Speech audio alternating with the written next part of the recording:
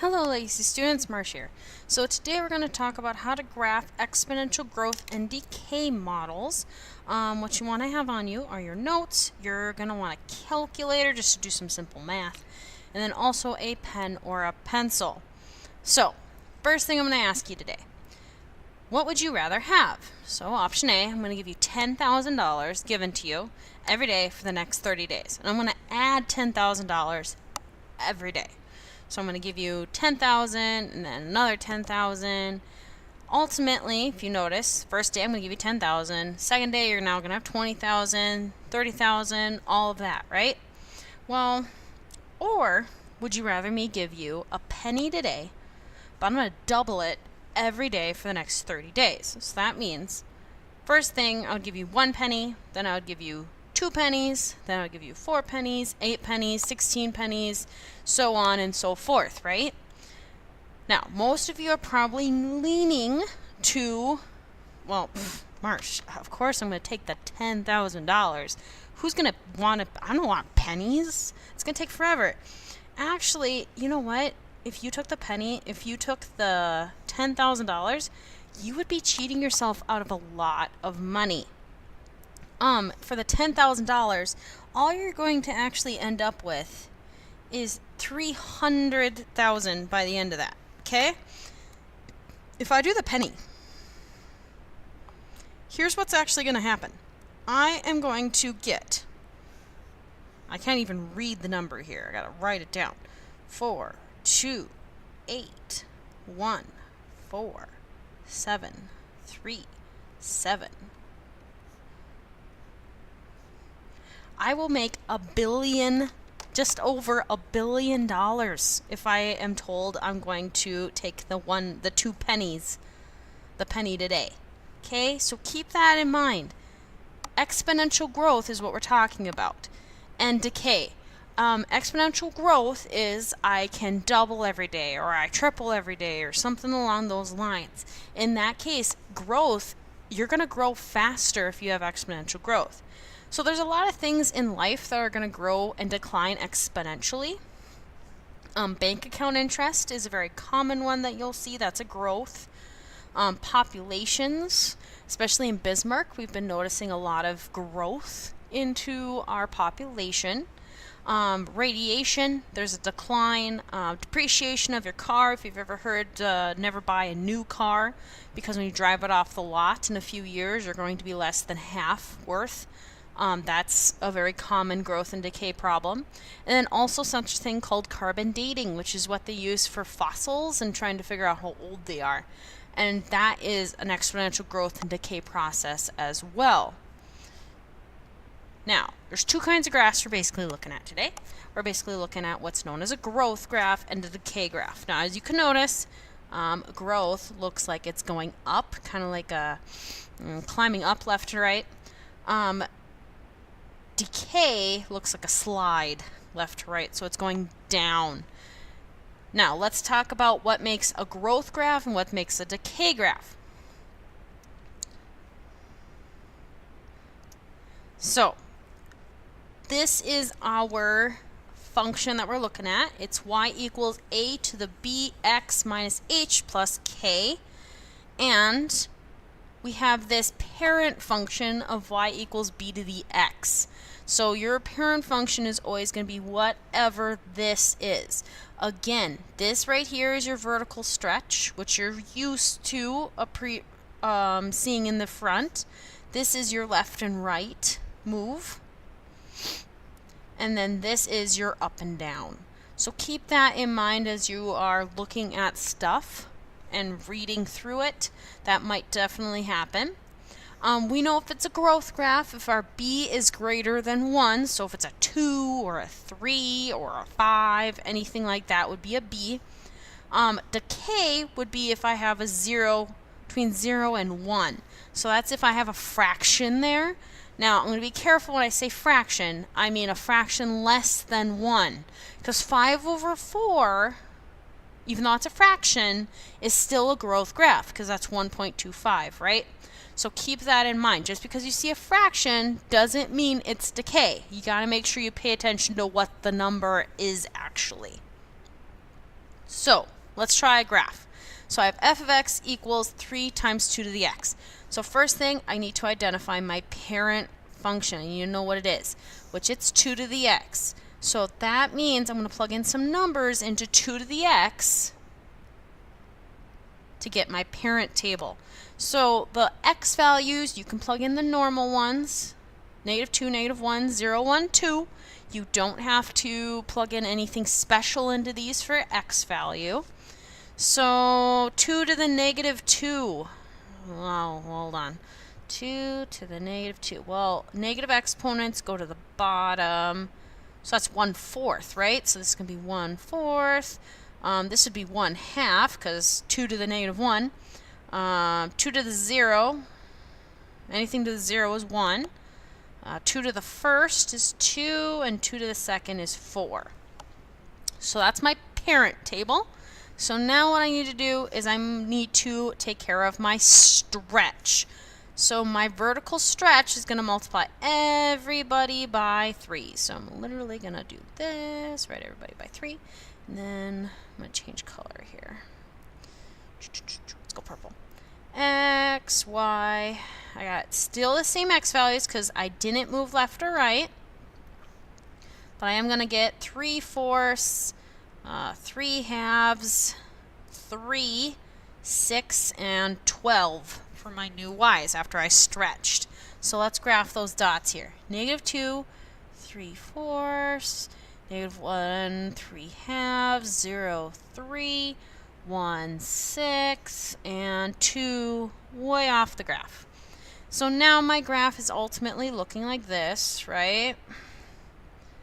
Now, these graphs do have an asymptote, which we've talked about. Asymptotes basically mean you can get really, really close, but you can never cross it. Now, if you think about it, as I make a really big negative number, so I'm talking like -20, -100, -1,000, I'm going to get 1/2 to the 1,000 power, right? Well, 2 to the 1,000 power is a really large number. So I'm going to have 1 over really big number, which 1 over really big number is basically 0. So ultimately, I'm going to have an asymptote on these equations at y equals 0, or basically the x-axis. So I have an asymptote located right here. Okay, they're not, and this doesn't move unless I vertically shift as well. So my asymptote on this one is y equals 0. My domain, however, I said there's no special x values that we need to plug in. I can plug in every negative x and every positive x. I will get values. So that means my domain is -infinity to infinity. However, my range, I can't get every single y value. I can't get the negative y's. So I start at 0, but not including it, to infinity for my range. Let's try another one. So I have f of x equals 3 to the x minus 2 minus 5. So first, again, parent. How do I find him? So it's going to be 3 to the x, because this is a left and right, and this is an up and down. So I'm going to finding 3 to the x. So I'm going to make my little table here. We'll start with -2, -1, 0, 1, and 2. 3 to the -2, well, that would be 1 over 3 squared, which is 1/9. This would be 1/3. This would be 1. This would be 3, and this would be 9. So now, with those, I got to do my transformation. So this tells me I got to move right 2, because it's opposite. This is again opposite, just like it's been for the last couple of times. And this is down 5. So I'm going to add 2 to my x values and subtract 5 from my y. So let's change color here. So I got x, y. So I got to add 2, so that's 0, 1, 2, 3, 4. Now I got to subtract 5. Ooh, 1/9 minus 5. That is negative 4 and 8/9, I think. 1/3 minus 5, that is 4, negative 4 and 2/3. Negative 4, negative 2, and 4. So let's graph. 0, negative 4, and 8/9. Basically, really close to 5, right? 1, negative 4 and 2/3, just a little bit up. 2 to negative 4. 3, negative 2. 4, 4. So, there we go. Now, asymptote on this one. Since it normally is at 0, 0, but I moved down. So the asymptote is going to also move down. Because if you notice, I'm getting really, really close to 5. I'm never going to actually touch 5, but I'm going to get really, really close. So I have an asymptote located at negative 5. So I'm just going to get really close to it with my line, but never cross it here. I'm going to draw in my asymptote. So my asymptote located y equals negative 5. Domain, negative infinity to infinity. I'm going to be honest, that's going to happen on every single problem. Okay? Range, I start at negative 5, but not including it, and I go for ever up.